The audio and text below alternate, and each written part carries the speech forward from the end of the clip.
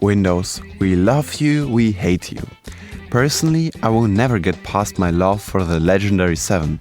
And love is blind, they say. The recent trends of the OS have made it difficult to ignore the toxicity of Microsoft's relationship with its users though, even for me, who likes it a little rough. They add intrusive features which benefit no one but the shareholders, and wonder why so many people are making the switch to Apple. Personally, I have used Windows since I was 7 and liked it a lot on my shabby laptop. I've made my first Unity games on it and learned programming in BASIC. So many great memories. This goes to show that anyone can learn computers. Seriously, if I managed this, you can too. My laptop used to run fine, even though the hard drive was a little hard to work with. But the release of Windows 10 and especially 11 changed things significantly. Nowadays, everywhere I look, I see.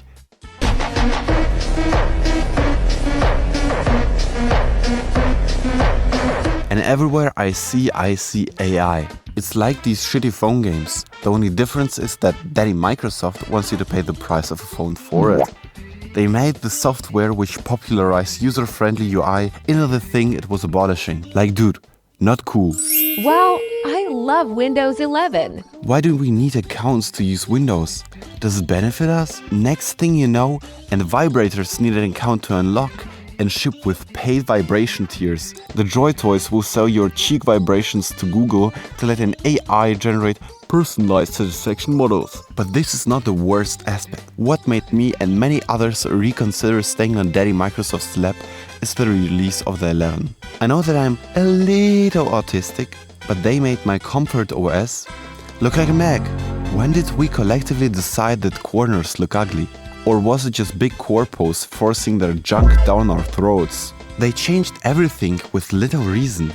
Why was the settings app layout remade? Why was paint removed and replaced with AI slop? It was so good for something quick and dirty, ain't no one forming a relationship with your AI.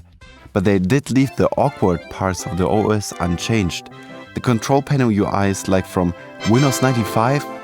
The registry UI wasn't updated since the fall of the Soviet Union. Like, are you kidding me? Good job, Microsoft. You replaced the font and the icons. But that was not the problem to begin with.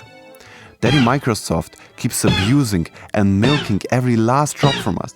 They shove their AI slop where it does not belong. One day, a long time ago, even before I was a cdev, a friend was hanging out at my place and I complained about some Windows problem and he said something along the lines, "Do you know which FreeOS is stable, loyal and genuine, one which asks for consent?" And as such, he showed me Linux, the Penguin Unix, the open source OS. Yes, so open source is when it's when the source is open. The source is publicly available and everyone can contribute. He showed me it without installing anything in live boot, something like a test drive for the OS. And he got me hooked with Linux. It was just like my beloved Windows, but many of her little flaws were gone. Like entering and exiting full screen apps was working smooth and was not flashing my screen with big black bars. What I was flashed by is Linux elegance and curves. I did marry myself to Windows, but this was just too much to resist. And then he installed it on my system, but he installed it besides Windows. 2 operating systems on one PC. I thought I could balance things out.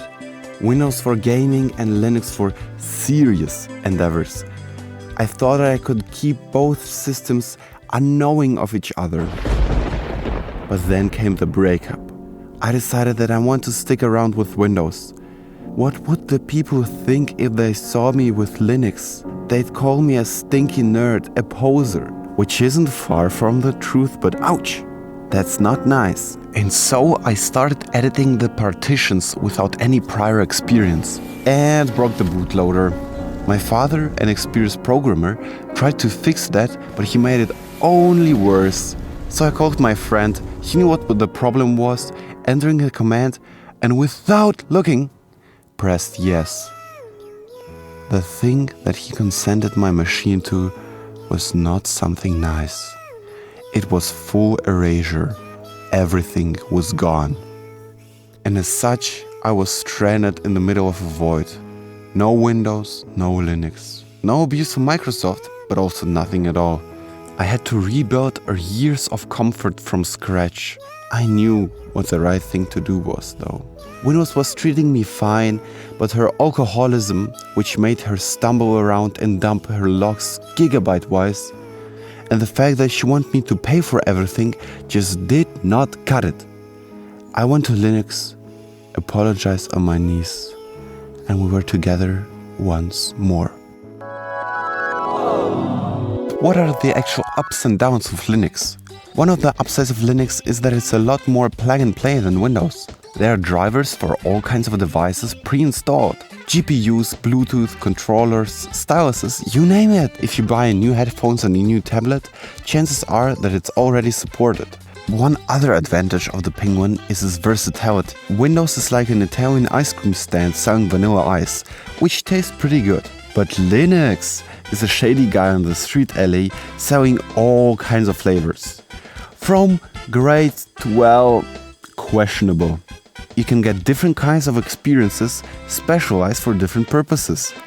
Personally, I'm not really into adjusting and fingering my system. I don't want to spend any time with my system besides the fun part, and I don't want to deal with any children or any of that.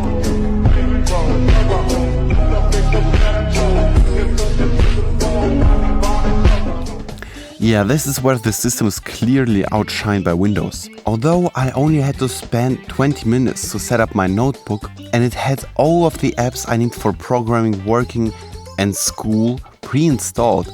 But the biggest advantage of Linux is oddly the ease of use. Many people say that you need thousands of commands in the terminal to install an app. But quite frankly, the terminal makes things easier. On Windows, when you want to install an app, you have to Google the name of the app, ask ChatGPT if the website is legit, find 3 download buttons and click the wrong one. Then you have to sit through an installation wizard who makes you sit through 3 court sessions worth of legal documents. And then maybe you get the app and maybe you get malware. On Linux, you simply open your terminal and type sudo pacman-s app name. Then press confirm, and that's it. The app is on your PC. This and pre-packaged drivers saved me so much time on Linux. But if this Unix is that great, why doesn't everyone make the switch to the friendlier penguinOS? Linux is somewhat like growing up. You have to give up your favorite things and witness your dreams being shattered. Many apps are Windows only, and Linux is left in the dust. You need to use an emulator to be able to use these apps. For me it was FL Studio and something like Photoshop. I like making my beats, but I think that Linux made the world a favor by forbidding me from touching music again.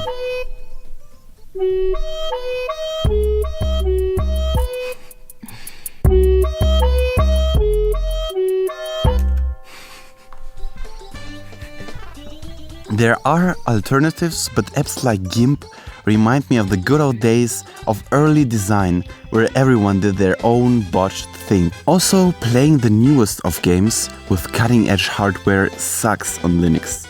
Quite frankly, I'm not part of the bourgeoisie and cannot afford more than 2 to 3 gigs of RAM after selling my house, kidney and virginity. But if you're more of an indie guy or have older hardware at all, Linux is the right pick. Unity and Unreal games worked great for me.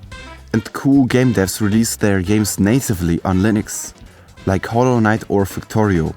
Also, the Penguin fucks with older machines, which Windows deems absolutely unfuckable, like this old ass laptop. Everything runs smoothly, but on Windows, not so much. So whom can I recommend the Penguin? I think it's good for office work. The Microsoft suite can be fully replaced by only Office. I don't mean that in a good alternative way, but more in the way that it's a carbon copy. Look at the extension, look at these icons, look at the GUI. How is any of this legal? And the group of people who would like Linux the most are people like me, developers. Writing assembly and C on Linux is so much easier and user-friendly. My Linux came with a pre-installed compiler, linker, assembler, everything. On Windows, you'd have to be an even more extreme masochist than me to even install a compiler without an IDE. And don't get me started on Windows.h. I'd rather drag my balls through a mile of broken glass than hear that name again.